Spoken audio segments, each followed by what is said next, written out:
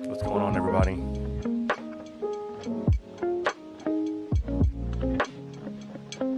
Hey, it's Dan Simpson. What's up, Dan? Yeah, we did it. We got the affiliate. Now we got to stay there. I still can't. I still haven't opened up the all the toys yet. So I'll get that to figure that shit out. But what's going on? How's it going, Dan? It is a beautiful Saturday morning. We are live from the heartland of America, Jefferson Parish, Louisiana. It is a beautiful day. We actually hit the part. We finally got to the point where it's not raining every goddamn day. Hey Valpoke, how you doing? I don't think I've seen you in here before. Welcome. But yeah, it's a beautiful day in the neighborhood, as Dan would say. We finally got those plumbing issues solved. So things are looking up for old Jeff, folks. Things are looking up.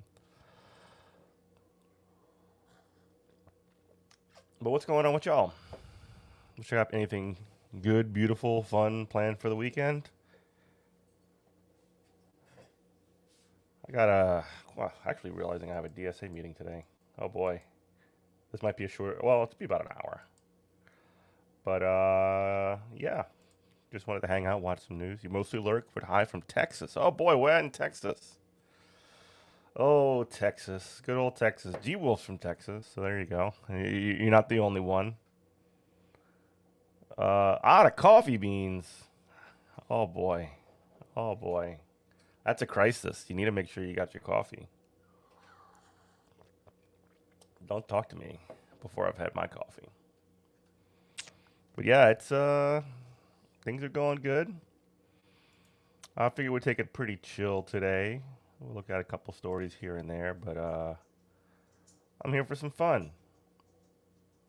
I'm here for some fun. Oh, I didn't talk about this yet, and I kind of it's kind of silly because I ran it up, like I ran the story up, and so in Louisiana, I was talking just the other day about that horrible trans hate bill that the Louisiana legislature was going to. So essentially, it passed this it's one of these trans children in sports. Oh, we want to make sure that there's not boys playing in girls sports or anything like that. Okay, Fort Worth, cool. And so, oh wait, Flick. Uh oh, we have a problem. We have a problem. We have a cat on the mixing board. Here he is. It's it's Flick. I have two cats that look almost identical, by the way. The only way, well, one of the few easy ways you can tell the difference is their nose. They have one's got a little flick of pink on it, and then that's Flick. Greater Fort Worth area, cool.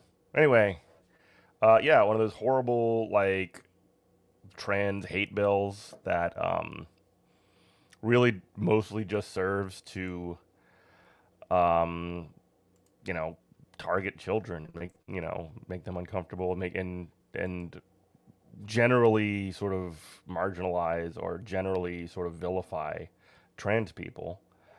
Um, and it went through the legislature, and it was vetoed by the governor. And they call the we have a very, very terrible legislature in Louisiana. It's very strong Republican, and a lot of the Democrats here are very, very bad as well.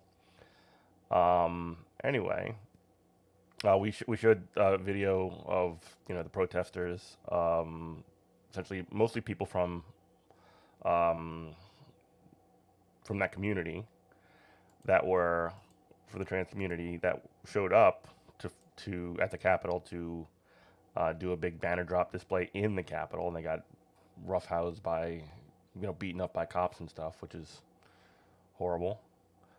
But then this was in the override session, which was on Thursday, and as of Thursday, when the vote took place, the Louisiana Senate failed to override the governor's veto, which means this bill, this horrible, trans hate bill, fails. It's done. It's over with, at least for now. Here's the story. Yeah, Louisiana Senate fails to override governor's veto of wait, that's the permitless concealed carry. Wait a minute, wrong link. That's embarrassing.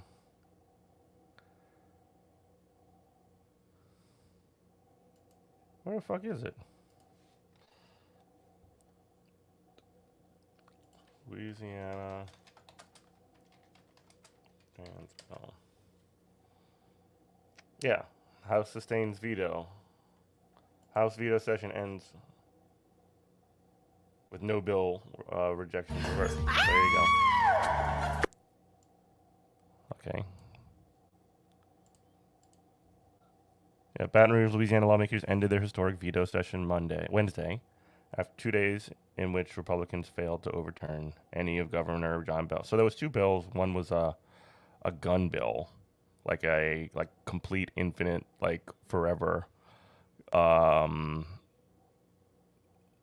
like concealed carry, like you can conceal carry anywhere. Is this gonna just be a? Is this gonna talk about the story, or is it just? Yeah, what the hell? Anyway, um, you would think that there would be news on this, like a video or something. A significant blow to GOP efforts to assert independence from the Democratic governor. That's John Bell Edwards, who's like not even a great Democrat. He's like a bad Democrat, but he excuse me, he did okay on this particular issue. Session collapsed after House Republicans couldn't garner the votes to reverse Edwards' veto of legislation banning transgender girls from school sports teams, the driving force behind the first veto session ever held under the nearly 50-year-old state constitution. So, this has never happened before. They'd never had a veto session before in Louisiana, and it failed. So that's good. That sort of sets the stage that maybe these things aren't worth pursuing, hopefully. Period that we've concluded the business of the session, Republican Senate President Page Cortez said, and 2 hours after the House's failed override vote. While the Senate narrowly agreed Tuesday to veto override of the sports ban, the House on Wednesday fell 2 votes short. That's pretty goddamn close. It's pretty goddamn close. 2 votes short of the 2/3 support required to bypass the governor. Republicans are unable to sway the handful of Democrats needed to reach a supermajority handle to mark what would have been the first time in nearly 30 years that the Louisiana legislature has overridden a gubernatorial veto. So, whew, I mean, thanks to everybody who went out there, all the fighters who went out there. I know I see a couple of them on social media doing that good work. Hell yeah, override the horrible the horrible trans hate bill that literally attacked children in sports. Royce DePlessis had a quote. On behalf of the House opposition, said the legislation would make life more difficult for vulnerable children with higher rates of suicide and depression. Quote, "This is nothing more than a manufactured wedge issue," he said. "This bill will not protect our girls. This bill will only further ostracize and alienate our state's most vulnerable." Yeah. Royce is good. Royce is all right. I've actually seen him just hanging around at P-Rogues back in the day. Back when you can go to bars. But yeah, that's where we're at right now. This is something that's not going to go away in Louisiana. I've talked to people about this, about how many times when the state Republicans try and put these kinds of things through. It's like a trial balloon to see what they can get away with, and then they're gonna likely put something like this forward for like a state constitutional amendment that would be voted on by the citizens of Louisiana. So my sort of thought on this, and I've talked with others, that there needs to be a pretty strong campaign starting as soon as possible to stop this. Thanks, Kevin FM. I appreciate that. We need to make sure that we're stopping the this kind of like hate bill from being added to the state constitution now. That's the idea. That's what we got to do now. But yeah, I'm feeling pretty pumped about it though. I'm feeling pretty pumped that we made affiliate today. Gonna have to figure out how to do all the like emotes and stuff, I guess, and like how to figure out with the channel points. But other than that, yeah, pretty pumped, feeling pretty good. Wanted to watch some videos. I know that actually, so the this was kind of nice actually. I thought this was pretty cool. Mike Gravel recently died, and he was sort of like a stalwart anti-war senator. He was also a big supporter of Daniel Ellsberg with the Pentagon Papers, and the Gravel Institute recently released a video of his best moments. He was 91, which is pretty. I mean, that's a long life. You are a maverick. You're a man who doesn't believe in operating. No, I'm not a maverick. I think it's an art, and you get to the edge, but you don't fall off the precipice, and you stay within the conventions of the system, but you push the system in the direction that it should be going. And what I think is very important is to push the system into a more representative direction. To say that that little girl there, or that little girl there, or this little girl here made a choice on being poor, I think begs the question to the point of being ridiculous. Anybody who says it can't be done really doesn't have the will. The people must know the full story of what has occurred over the past 20 years within their government. Human beings are being killed as I speak to you tonight, killed as a direct result of policy decisions we as a body have made. It's like going into the Senate. You know, the first time you get there, you're all excited. My God, how did I ever get here? Then about 6 months later, you say, how the hell did the rest of them get here? and I got to tell you, after standing up with them, he was a shooter in the election. I think it was 2008. He was a fucking shooter. Like he was going after like Obama and stuff. It was pretty cool. some of these people frighten me. They frighten me. When you have mainline candidates that turn around and say that there's nothing off the table with respect to Iran, that's code for using nukes, nuclear devices. Arms are being severed. Metal is crashing through human bodies because of a public policy. This government. First off, understand that this war was lost the day that George Bush invaded Iraq on a fraudulent basis. George Bush communicated over a year ago that he would not get out of Iraq until he left office. Do we not believe him? You pass. Morning, Claydonius. We're watching a kind of a retrospective, like the greatest hits of Mike Gravel, who passed like probably about 2 weeks ago at 91, like one of the who are like stalwart anti-war people in Congress. Hey, what's going on? What's going on? What's up? I figured that was you, Arthur. How you doing? We got to get you on here soon. Chilling and grilling. Yeah, hell yeah. A law, not a resolution, a law making I it love a felony. grilling. We love grilling on this. This is a pro grilling stream. I actually made some dogs the other day. Let's see. I actually, since I got back from my trip, well, we just went to Asheville. I haven't grilled very much, so you really kind of put my feet to the fire to get back into it. Appreciate that. to stay there, and I'll give you the text of it, and let the American people see clearly who's keeping the war going and who's not. And that's just the beginning of the tactic if they're tough enough to do it. And I thought it was important to stand up there and show people what I am and what I stand for. I believe in people. In fact, for this direct democracy, it's unreserved faith in the people. We got a team that's going to go forward that is just awesome. And whether I'm around or not is beside the point. They could pull off direct democracy. All they're trying to do is to convey one simple message.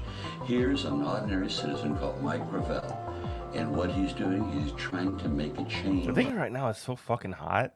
Like it is, like I'm not the kind of person that complains about the heat. Like I actually love it most of the time. But like, holy shit, dude! Like we're hitting like the serious times of like swamp ass New Orleans summer, and so it's definitely something that it's an acquired taste. I'm definitely like not complaining, but it's just like sometimes you just want to chill inside. You know what I mean? Society, and then he's going on with his life or to death. Who knows? And if some talking heads don't have enough artistry in their hearts. By the way, you should follow Radio Free Tote Bag. You should check out their podcast because it's super fun.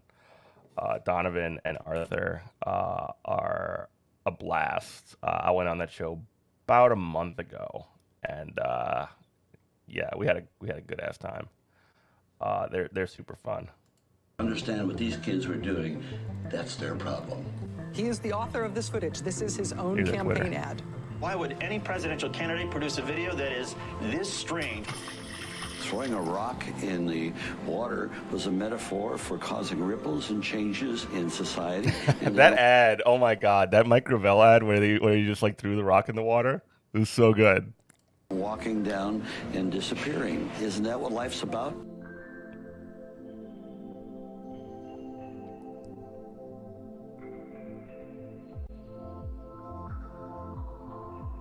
Yeah. It's just the old man throwing a rock in the water. it's I mean, but like it was. I mean, I don't know. It was like a little bit high concept, but I'm here for it. I fucking love it.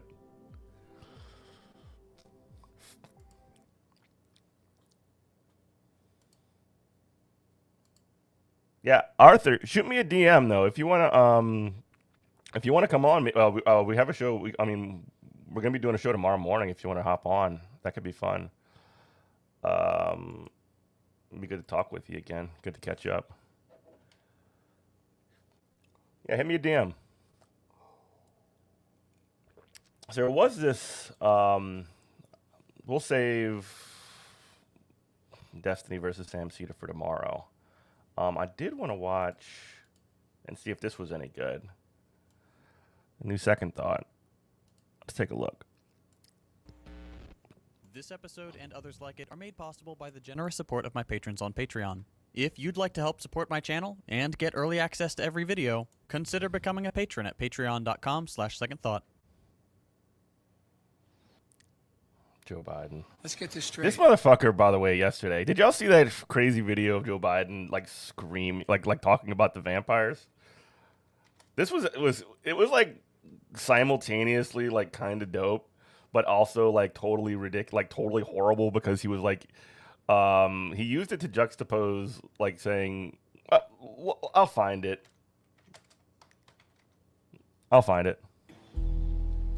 How would it be if the United States were viewed by the rest of the world as interfering with the elections directly of other countries and everybody knew it? What would it be like if we engaged in activities that he is engaged in? It diminishes the standard. I haven't watched the Sam Cedar Destiny thing. I'm probably going to save that for next week. If I watch it at all, honestly, because, I mean, I kind of don't want to, like, fuck around with Destiny too much. Like, it's just for my own self-care type reasons, if you know what I mean. Standing of a country that is desperately trying to make sure it maintains its standing as a major world power. That's part of what makes us special as Americans. Unlike the old empires. We don't make these sacrifices for territory or for resources. We do it because it's right.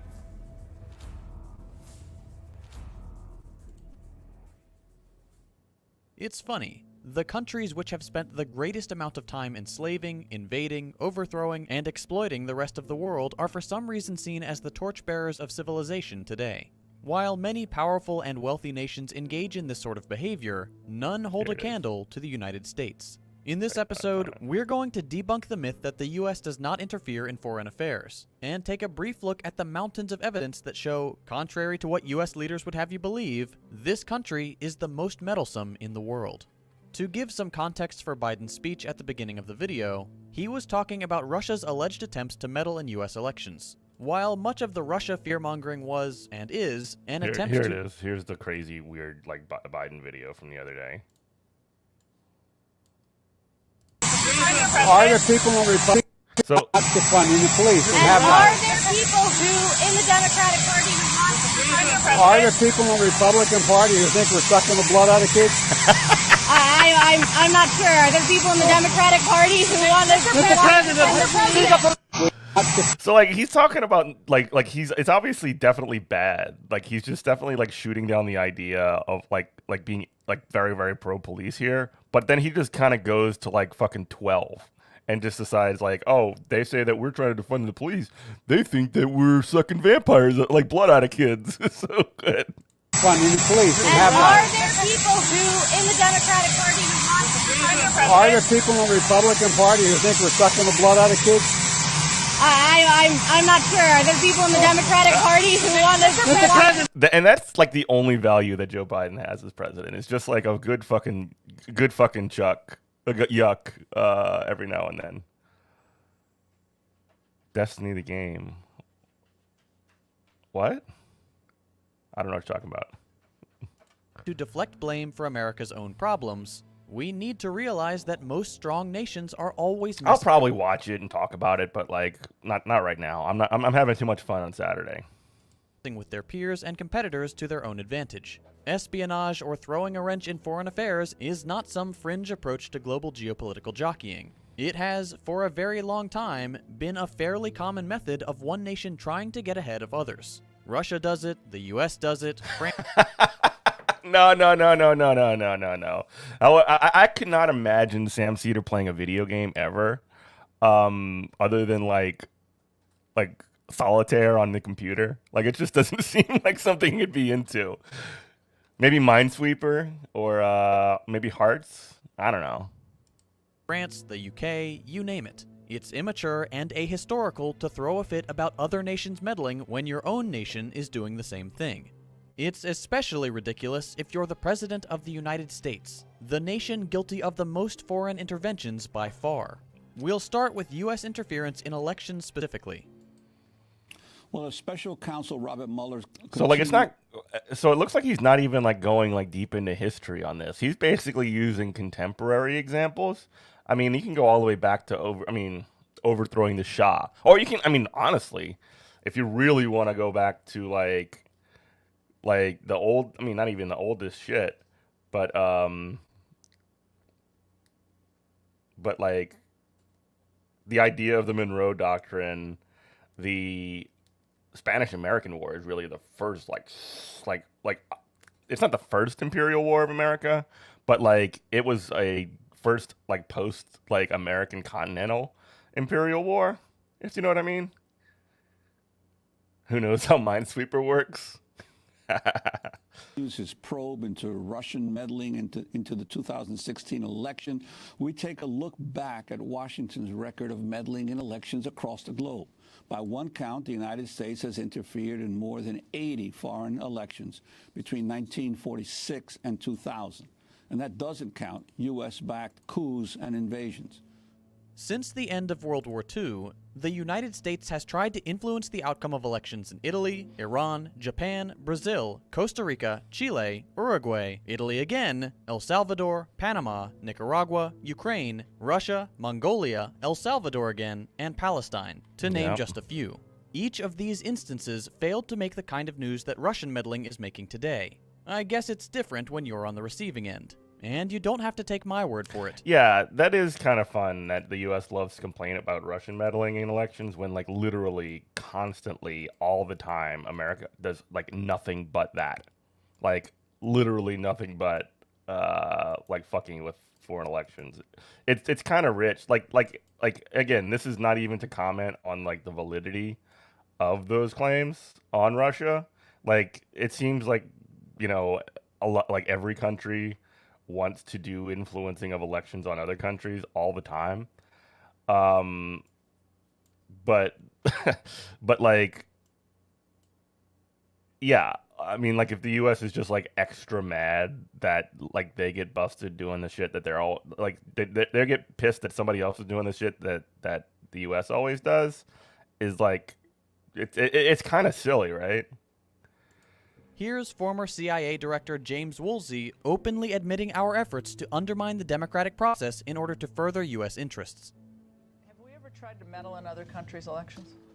Oh, probably. But it was for the good of the system in order to avoid... we did it because it's good. Taking over. For example, in Europe, in 47, 48, 49, the Greeks and the Italians, we don't do that CIA. now, though? We don't mess around in other people's elections, Jim? Only for... What? He just literally just said, to answer the question of do we meddle around in other people's elections, yum, yum, yum, yum, yum, yum, yum. Like that's like a comedy bit, right? Mess around in other people's elections, Jim? Do that now, though? We don't mess around in other people's elections, Jim? Now, though, we don't mess around in other people's elections, Jim? I cannot get enough of that. That's fucking hilarious, right?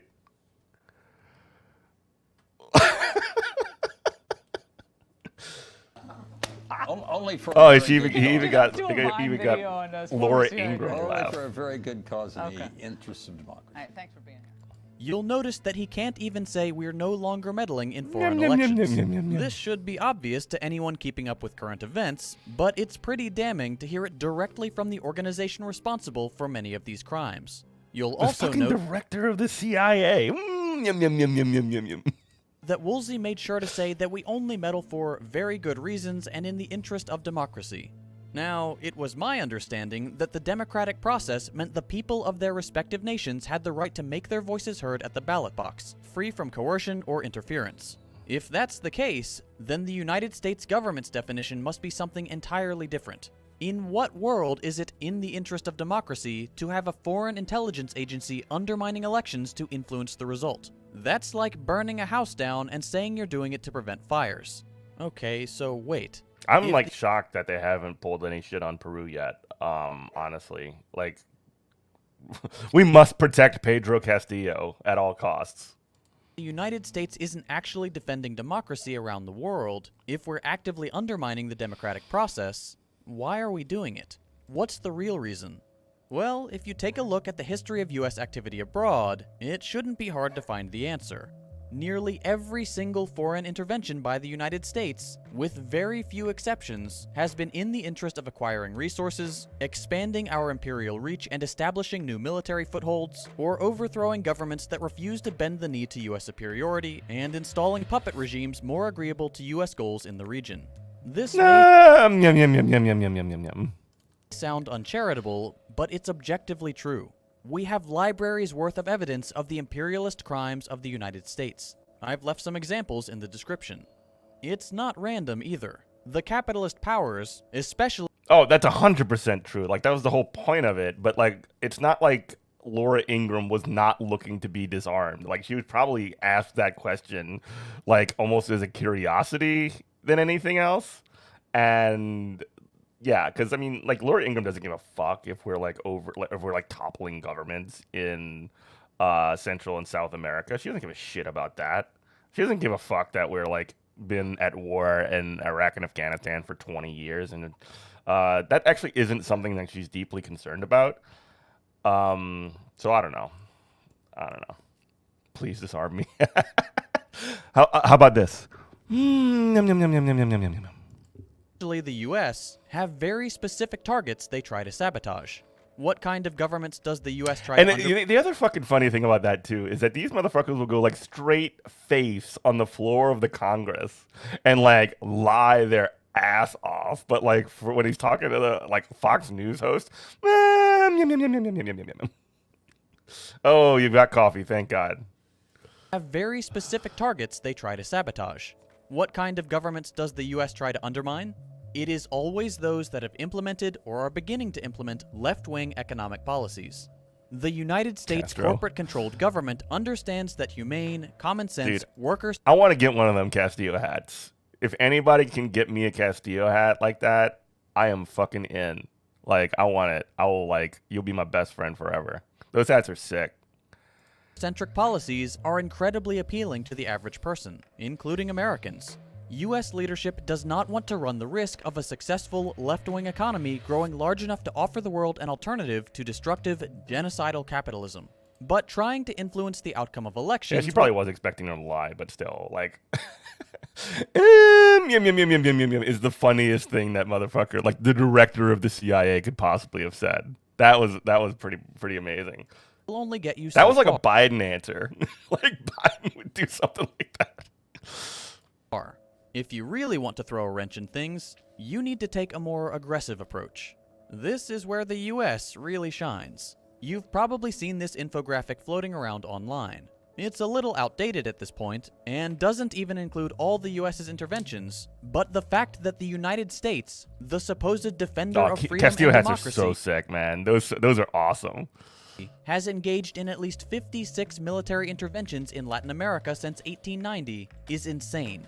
When casting doubt on an election outcome just isn't enough, the imperial powers have some other tricks up their sleeve. The favorites of the United States are fomenting coups, funding right-wing death squads, and sending in the CIA or paramilitary groups to cause as much chaos and disarray as possible.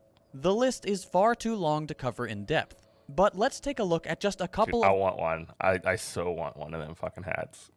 The more well-known examples. We'll start with Chile. Oh, classic. You could start with Iran, actually. Tuesday, September the 11th. Out of an early autumn sky, two jets launch a deadly attack on a potent symbol of democracy and freedom in a nation's capital. The result is fire, suicide, and ultimately the death or disappearance of over 3,000 people. Shockwaves are felt around the world. This is the story of one day in September. This is what the U.S. does to, like, even, like, basic social democracies. It's like topples the government and fucking, like, murders people and throws it complete in disarray and, yeah, installs a fucking, basically a fascist. Like, ridiculous. Since the early 1930s, Chile had been a shining example of democracy and political stability in Latin America. All of that came to a screeching halt in September of 1973. Salvador Allende, a physician and socialist politician, had been elected president in September of 1970, making him the first Marxist to hold the office of president in a Latin American liberal democracy. The United States didn't like that.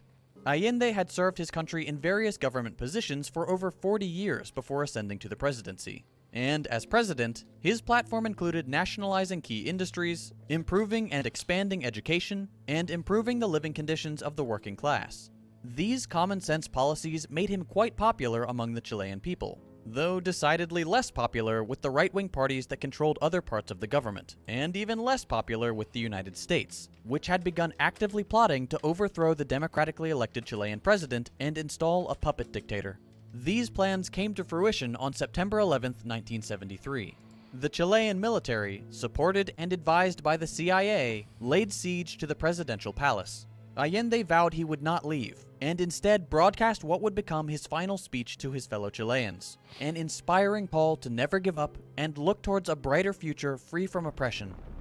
From inside the palace, Allende refused to leave, true to his promise not to surrender the government for which the ordinary people of Chile had voted. He broadcast this last message, then he shot himself. Fucking brutal, man.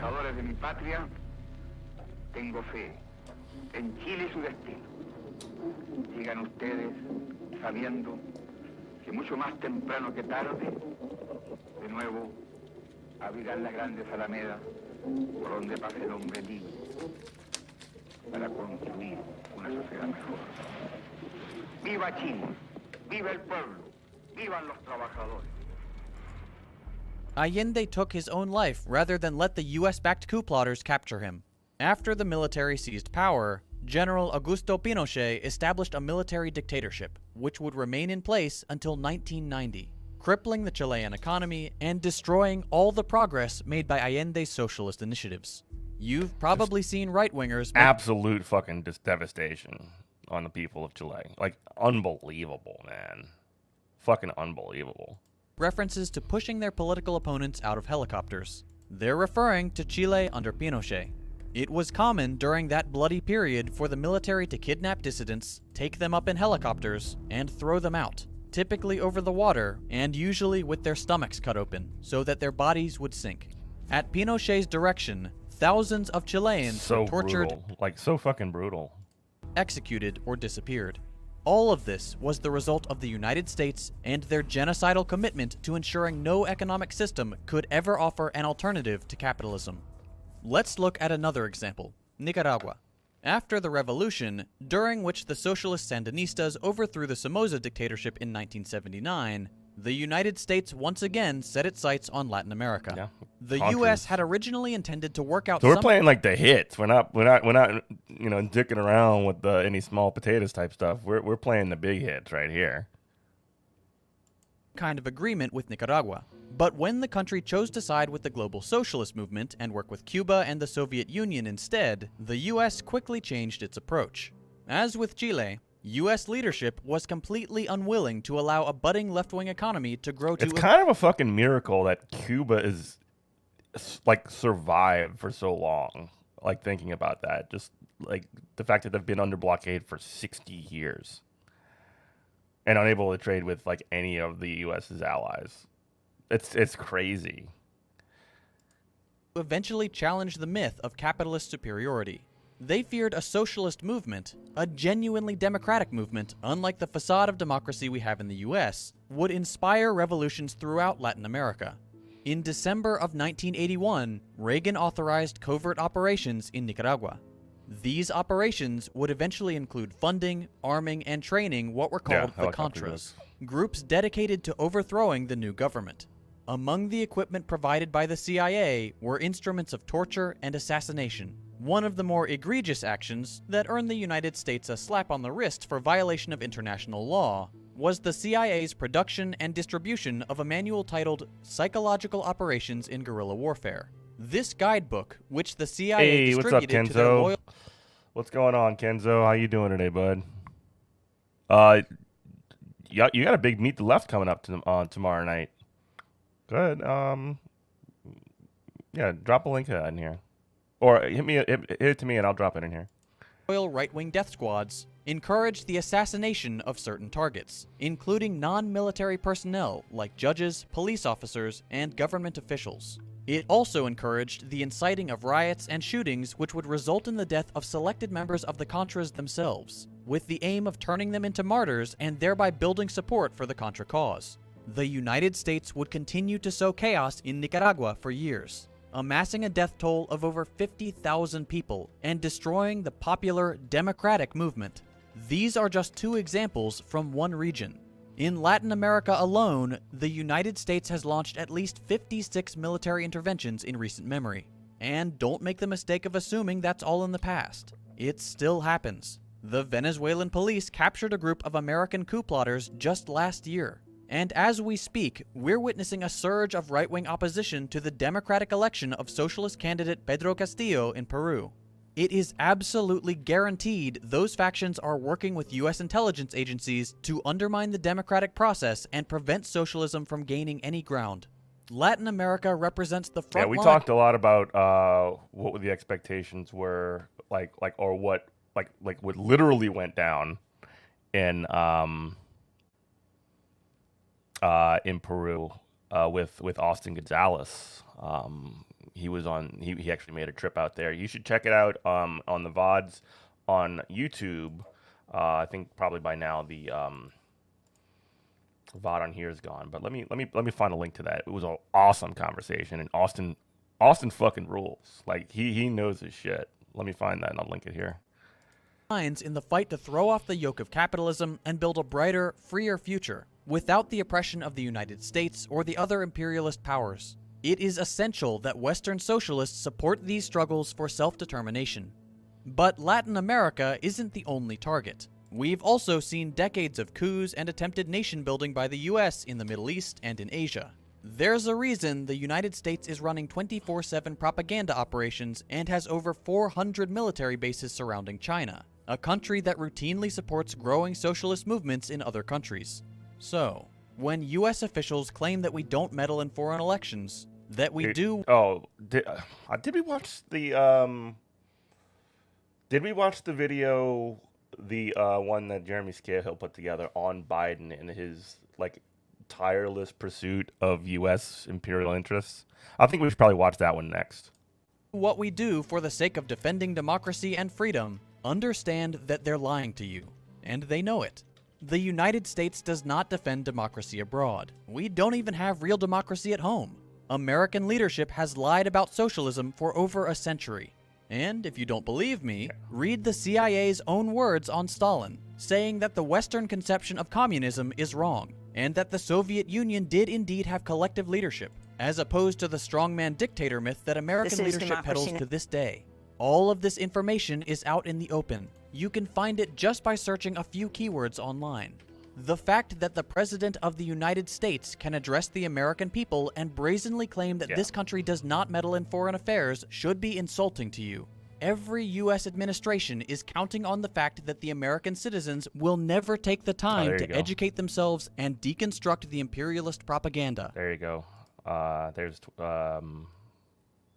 Kenzo's announcement for Meet the Left for tomorrow night at 6 p.m. Central, I want to say. He's having on, Laura Gabby, Austin Gonzalez, who we just mentioned, and Amy C3, which is pretty sick. I mean, that's a pretty sweet lineup.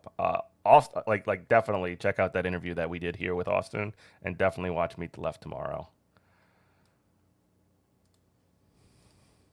Prove them wrong. Read non-Western sources. Talk to people from different 6 p.m. countries. Central. Learn actual history. The internet makes all of this easier than it's ever been. Moving the needle away from Austin's fucking everywhere, man. Genocidal imperialism and capitalist domination, and towards egalitarian socialism and true democracy will be a challenge. It will require average people going out of their way to correct false narratives, to educate themselves and those in their circle. But if we want to ensure a livable future, if we want our children and grandchildren to actually experience freedom and democracy, we have to start today. All right. I so mentioned there you go. And let's take a look at the Intercept video. Empire politician. We have never had a president with a longer paper trail than Joe Biden. He's taken so many different positions on the same issues so many times throughout his career that I sometimes wonder if Biden even... Radio Free. Well, I know Donovan's in Chicago, right? Arthur, you're in Cincy. Okay. I'm like seeing connections happening. I didn't know you were tight with the Radio Free Tote Bag folks, though. Knows anymore. That's good. Gotta love this. Gotta love seeing the connections, folks. Oh, you did? Oh, nice. I'm going to have to go check that one out. What do you definitely check out Radio Free Tote Bag, folks. It is a super fun show. I had a blast when I went on there. Thinks about a particular issue. Joe Biden might tell you one thing one day and really believe it, and then the next day he's doing the exact opposite because he's cut some side deal that maybe we'll hear about in some years. Above all, Biden is an empire politician. He is someone who believes that questions of war don't really matter on a moral level, but how does it impact America's credibility, security, and prestige? The youngest new face in the U.S. Senate next year will be that of Democrat Joseph Biden of Delaware. When Joe Biden began his run for the U.S. Senate. Richard Nixon was running a lawless administration. We must never allow America to become the second strongest nation in the world. The CIA is what a fucking demon, dude. What a fucking demon. Operations inside of the United States. There's secret components to the war in Vietnam. Cleaning up on JD. And early on in Nice. his Senate career, Biden ends up on a subcommittee that is examining the issue of American war power. Who has the right to send the American people into a war? And he becomes an original co-sponsor of one of the most important laws passed by the United States Congress on questions of war. The War Powers Act grew out of the agony of the Vietnam War. Based on its constitutional authority, Congress passed a joint resolution which obliged the president to get congressional approval. Also, Biden becomes a very early and ardent critic of the CIA for the perception that the White House and the CIA are regularly circumventing the U.S. Congress. And then on the other side of it, Biden becomes a totally radical warrior against leaking and against whistleblowers. Jimmy Carter nominates an outsider to be director of the CIA. Ted Sorensen, a friend of the Kennedy family, an advisor to JFK. Carter had said he was going to rein in the CIA, shrink it, reduce its budget. But then Biden discovers, oh, Ted Sorensen actually wrote an affidavit in support of Daniel Ellsberg when the Pentagon Papers prosecution was happening. Your J-date phase? What's J-date? I gotta know what J-date is. Maybe I just need to listen to the show. And Ellsberg was facing a century in prison under the Espionage Act. Jewish Tinder, no fucking way. Oh my God. Yeah, holy shit. That rules. Affidavit, Ted Sorensen says, everybody in Washington takes classified documents home, and they regularly leak far more sensitive documents to the press than the Pentagon Papers. Ted Sorensen's nomination was dead in the water after Biden joined the Republicans. Like Match.com. Biden was more obsessed with some random admission from a Washington insider that they had taken classified documents home than he was about actually reining in the CIA.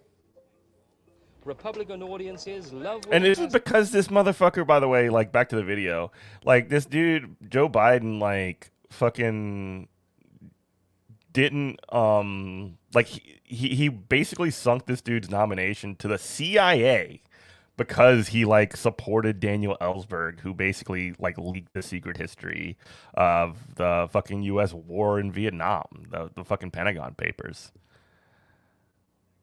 Like literally one of the best, like one of the most important like information disclosures, which by the way, Mike Gravel read the whole fucking thing or like a big chunk of it on the floor of Congress, basically making that go like into the public record, which is also pretty sick.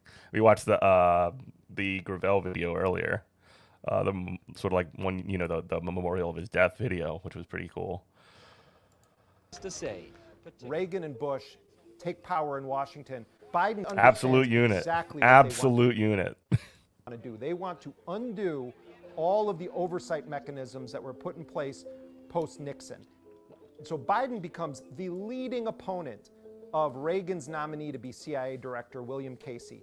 But then as Biden sort of gets to know people, and he's big on personal relationships, he starts to back away from his own supposedly bedrock positions.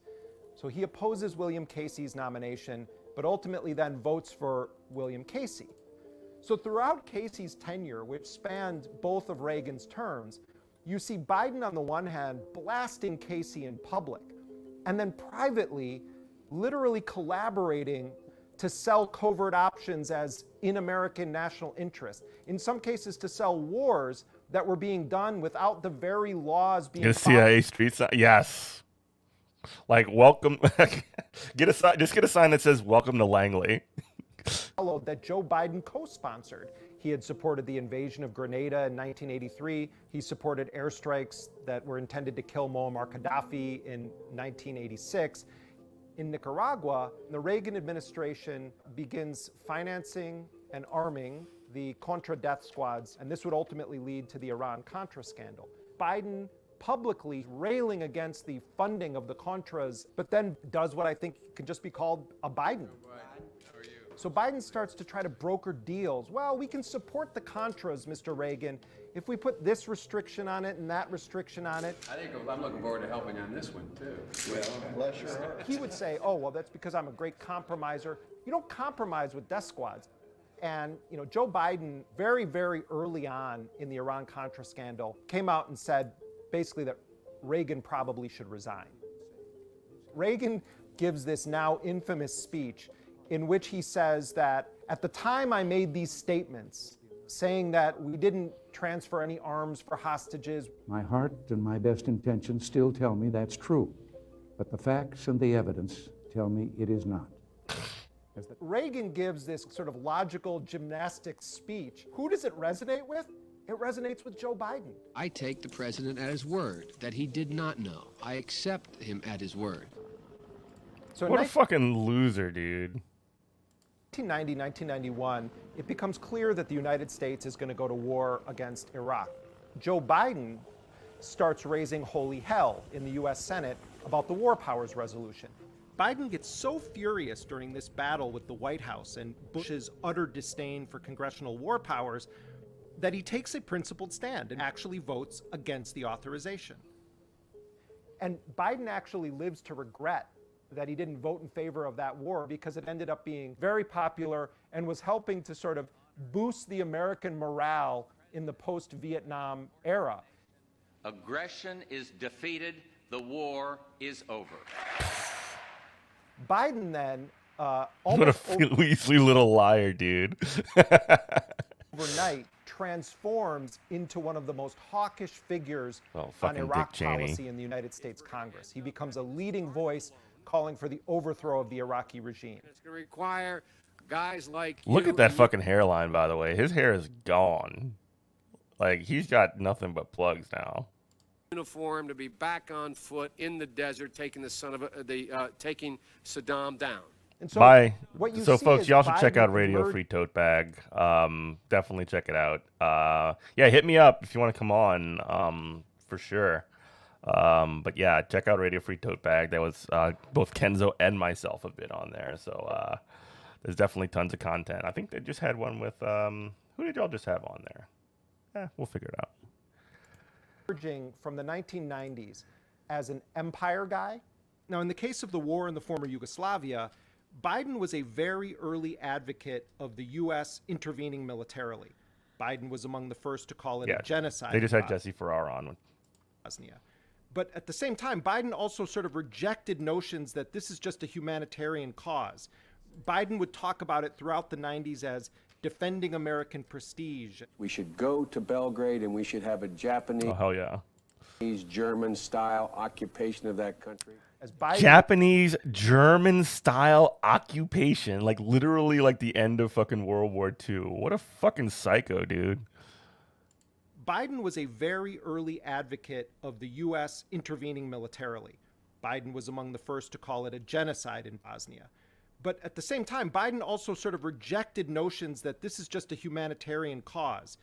Biden would talk about it throughout the 90s as defending American prestige. We should go to Belgrade and we should have a Japanese, German-style occupation of that country. As Biden is agitating for the United States to be militarily involved in the former Yugoslavia, Haitians in the United States are watching as a brutal junta, death squads, overthrow the democratically elected government of the leftist president Jean-Bertrand Aristide. Yeah, and if you, I mean, and according to our friend Pascal Robert, who is, we watched the interview that he did recently on this issue, the reason that the U.S. backed or either backed the coup of Aristide was because the Duvalier administration was anti-communist.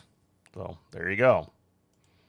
And Biden gives an interview on Charlie Rose in which he basically says nobody cares about Haiti. If Haiti just quietly sunk into the Caribbean or rose up 300 feet, it wouldn't matter a whole lot in terms of our interest. Like literally just doesn't give a shit about Haiti at all. Like absolute, like brutal, like authoritarian right-wing dictatorship in Haiti, overthrowing again a democratically elected leftist government of Aristide, and Joe Biden's like, who gives a shit? We're fine with it. They're anti-communist, right? That's cool. We're fine with that. He viewed the stakes in Europe as something that the U.S. could gain by getting involved. In the case of Haiti, it would have been purely humanitarian in nature. And then the Clinton administration, immersed in the Monica Lewinsky scandal, suddenly starts a series of wars and military actions. So Biden supports all of them. He supports the bombing of a pharmaceutical factory in Sudan. He supports bombing some farm in Afghanistan where maybe Osama bin Laden had been recently. And when the FBI director comes to testify in front of Congress, Joe Biden is one of the senators who starts saying, can you clarify for me, what's the legality of assassination?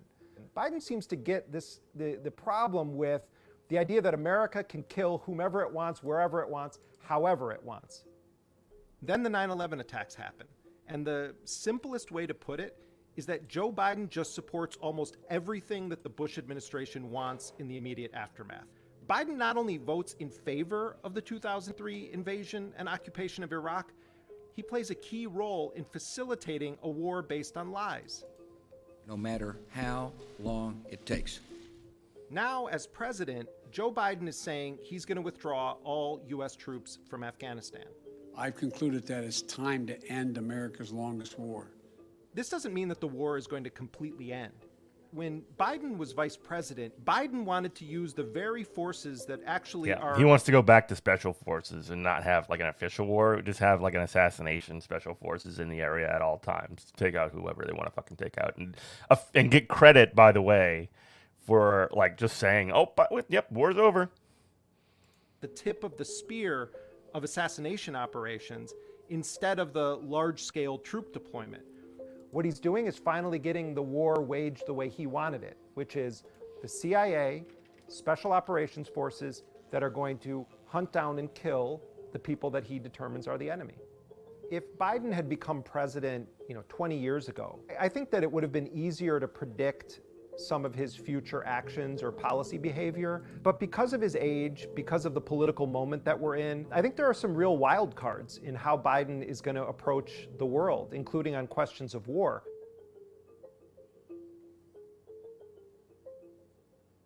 There you go.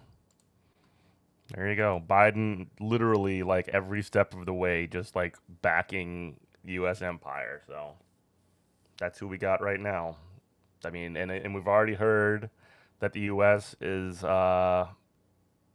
basically doing overtures to a new democratic elected government in Haiti, which, yeah, my ass.